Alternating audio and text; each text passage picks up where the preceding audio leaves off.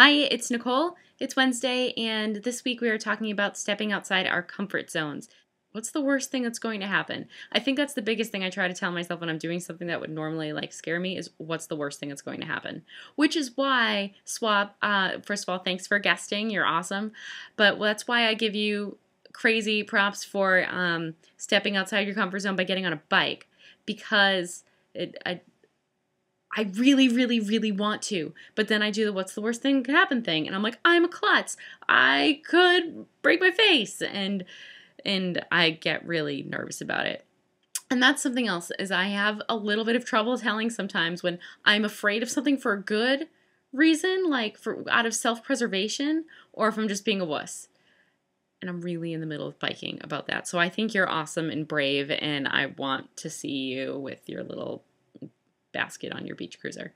Anyway, the other thing about comfort zones for me is I don't respond very well to change, but I am drawn to change, if that makes sense.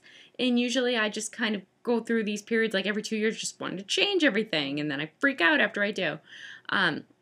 So I think a way to actually push the limits of my comfort zone a little would be to chill out, make some commitments, put down some damn roots, and stay somewhere for a little while, and not have the urge to get a new job, move somewhere else, cut off my hair, whatever, to just kind of be. That would be a stretching of the comfort zone for me. I'm afraid of heights. It's something that came up in the last 5 years or so. I was hanging lights one day and suddenly realized I could not handle being on the ladder.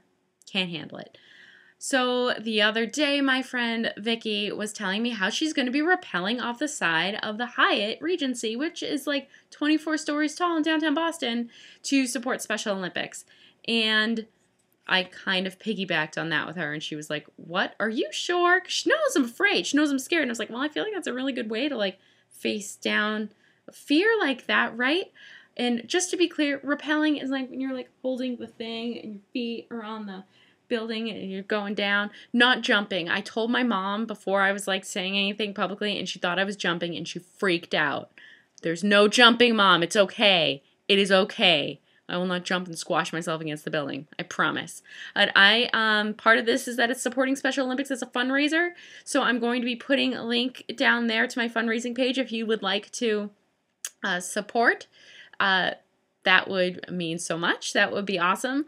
If you can't, I understand, and it's totally worth looking at the page anyway, though, because there's an awesome picture of me going down the slide in the zombie race I did last month, and I'm like, nah, and I have face paint on, and it's totally worth looking at. All right, it's getting long, but I love you girls. Ashley D and Linda, I can't wait to hear what you guys have to say, and Ashley, I want to see your purple hair. But I love you all, and thanks again, Swap, and bye.